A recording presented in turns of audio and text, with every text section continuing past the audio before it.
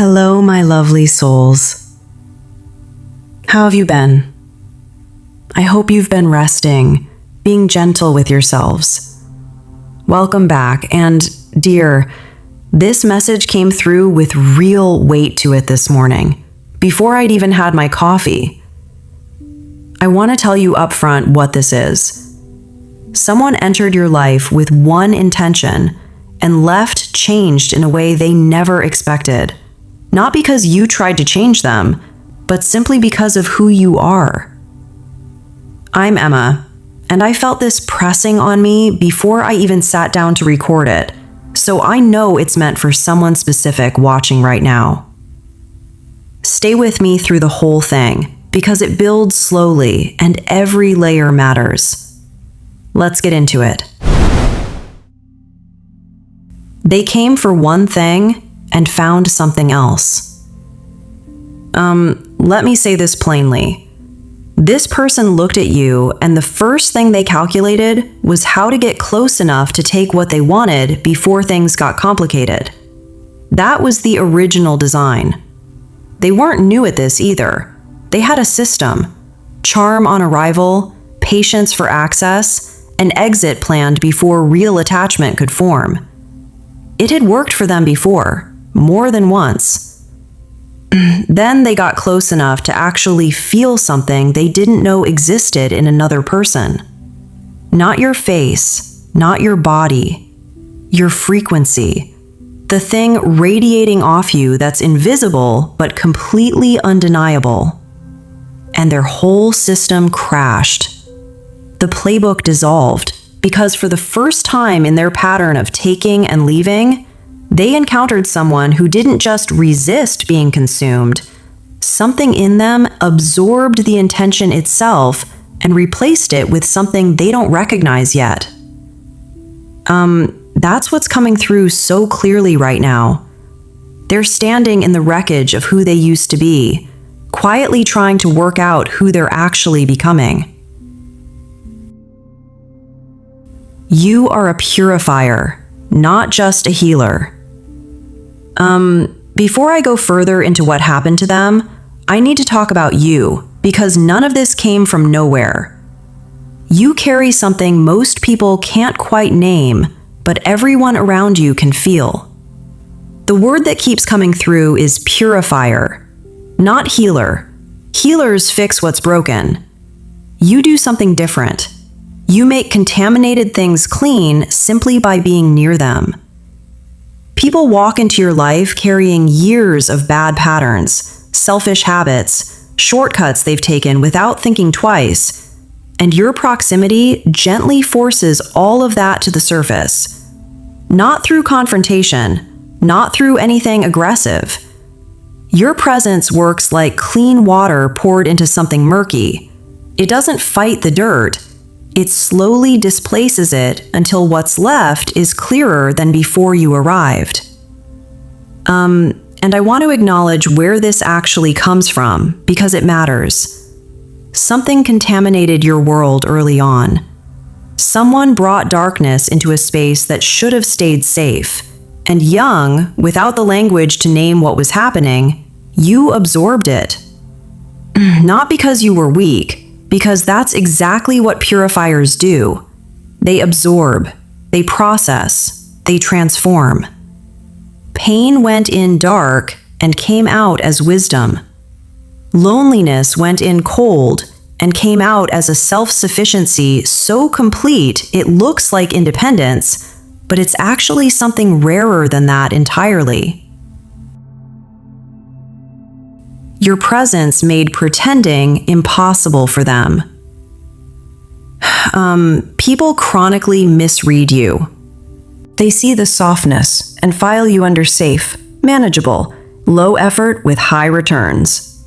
And every single person who's made that assumption has had the same experience eventually. They got close, felt your actual frequency, and either rose to meet it or removed themselves because staying at their old level around you became genuinely uncomfortable. You don't demand change. You don't lecture. You simply exist at a frequency that makes pretending impossible. And for most people, Pretending is the actual foundation their whole personality is built on. When that foundation gets dissolved, the entire structure wobbles. That's exactly what happened here. The first time your frequency hit this person, it wasn't dramatic. It was one small detail. The patience in how you responded to someone else. The way your expression genuinely shifted while you were listening. And they noticed. And the noticing bothered them. Because they don't usually notice things like that. They notice leverage. They notice access points. They are not equipped to process real sincerity, because it was never part of how they learned to move through the world. And your sincerity landed in their chest like a stone dropping into still water. The ripples haven't stopped since. They tried to go back to who they were. About 3 weeks ago, they actually tried to go back. They put themselves in a situation designed to prove they were still the old version. Someone new, someone easy, a perfect execution of the pattern they used to run. And they went through all the old motions, the eye contact, the charm, the practiced vulnerability that looks almost identical to the real thing. And they felt nothing. Worse than nothing, actually. They felt something closer to nausea. Like food that used to taste good suddenly making you sick because your palate has genuinely changed. They ended the night early, sat in their car doing absolutely nothing for a while, and the thought that came, uninvited and impossible to evict, was a specific image of you.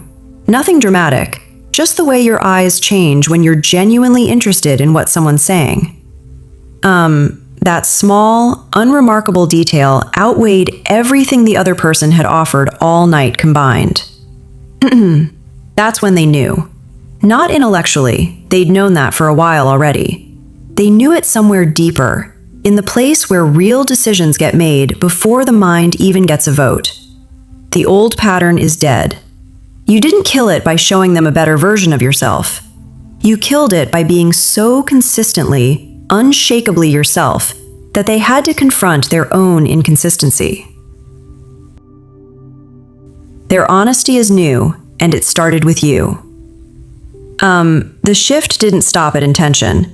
It spread outward into their daily life. They've started questioning small, ordinary things they never used to question. How they talk to service workers, whether their responses to people are honest or just strategic, whether the stories they tell about themselves are true or just curated for effect. A few days ago, someone at work asked their opinion, and instead of saying whatever would make them look best, they said what they actually thought. Afterward, they just sat there, a little stunned, because they'd never once chosen honesty over advantage in their entire professional life before that moment. And somewhere inside, even if they'd never say it out loud, they know exactly why that shift happened. Even people close to them have started noticing something different. Not the specifics, just a change in texture. Their laugh sounds different now, less sharp, coming from somewhere deeper. Someone close to them probably said something sideways like, "You seem different lately." And for a second, something honest flickered across their face before they covered it with a shrug. But it was there. And it has a name, and the name is yours. What was appetite is becoming devotion. I want to name something about the physical energy between you, because it would be dishonest to pretend the desire disappeared. It didn't. But it's been fundamentally restructured. What used to feel predatory now feels closer to reverence. The difference between reaching for something on a shelf versus reaching for something on an altar. Same motion, completely different intention underneath it. What moves through them now when they look at you isn't simple appetite anymore. It's something closer to devotion wearing physical form. They want to be near you not to take something from you, but to stay close to whatever it was that made them genuinely better. And that shift, once it happens, doesn't really reverse. You can't unknow what real wanting feels like once you've actually felt it. Their body has started giving away things their face is still trying to control.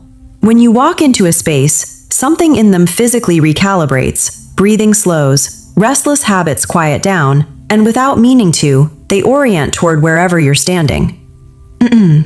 If someone touches your wrist casually, or puts an arm around your shoulder, something tightens in their chest that isn't old-fashioned possessiveness anymore. It's tender instead, closer to wanting to be the reason you feel safe than wanting to be the one who simply gets to touch you. Their body already knows what their mind won't admit. This person works within something structured, systems, processes, an environment that rewards control and punishes spontaneity. Their whole professional identity is built around managing variables carefully. But you are the one variable they simply cannot manage. You don't respond to the inputs they're used to using. You don't escalate when they expect it. You don't withdraw when they brace for it either.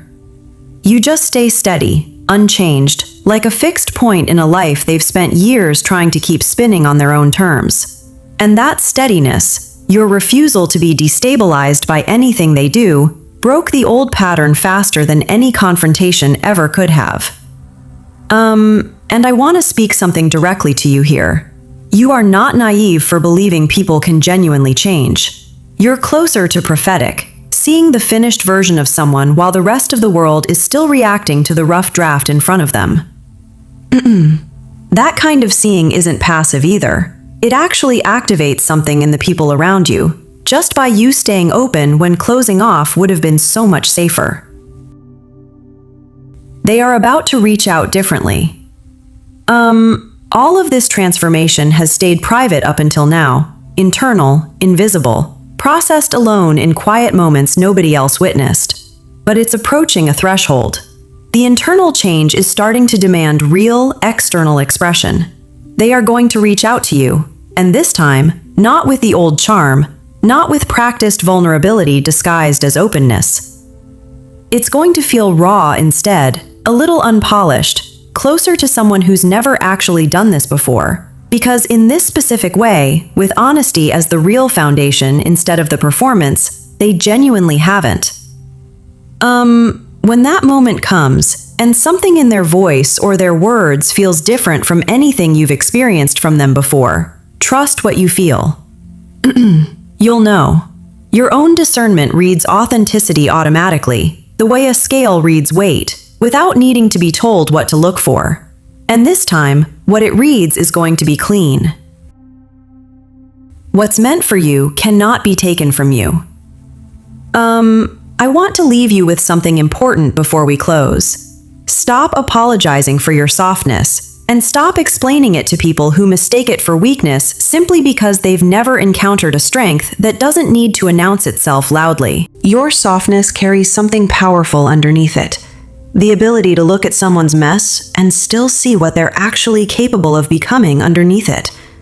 That's rare, genuinely rare. The people who benefit from that gift, including this person, spend a long time quietly trying to repay a debt they can't fully calculate. The simple power of making someone want to become worthy of you just by you existing exactly as you are. What's meant for you cannot be taken from you. The timing here isn't late, it's exact. And everything currently moving toward you is moving with real purpose behind it. So that's your reading today. And honestly, it stayed with me while I was recording it too. If this brought you any clarity, I'd love to hear what landed for you in the comments. I read every single one. Like this video, share it with someone who needs to hear it. Subscribe if you're new here so you don't miss what's coming next. And I'll see you very soon in the next reading. I love you. Bye!